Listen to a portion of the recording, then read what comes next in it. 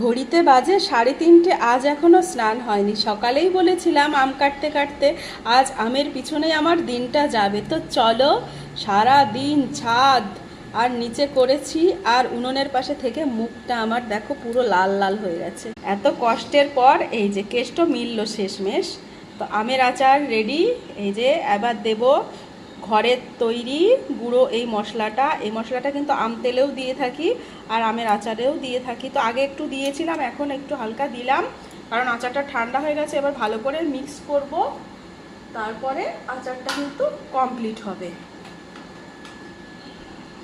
এই যে, তো যারা এখনও করনি আমের আচার কিংবা আম তেল, আশা করি সবার হয়ে গেছে। আমি পেছনে পড়েছি এবছর, কারণ গ্রামের বাড়িতে আসতে আমার অনেকটাই দেরি হয়ে গেছিলো।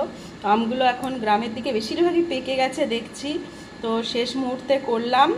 আর যারা করনি তাড়াতাড়ি করে নাও কিন্তু, কারণ বছরে এই আমের আচার, পাকা আম তো খেয়েই থাকি, আমের আচারের টেস্টটা কিন্তু দারুণ। কোনোটাই আমের মিস করো না তোমরা। আর একটা কথা বলবো, কেনা আচার কেউ খেও না। মেলাতে দেখবে যেসব দোকানগুলো, তো আমার তো একদম ভালো লাগে না। আমি কোনোদিন খাইও নি আর ইচ্ছেও নেই, সেই কবে করে রেখেছে তার নেই ঠিক, ওই জন্য আমার খেতে একদম ভালো লাগে না।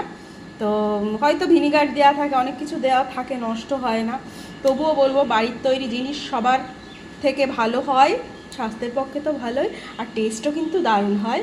তো কেমন হয়েছে সবাই কমেন্ট করে জানিও।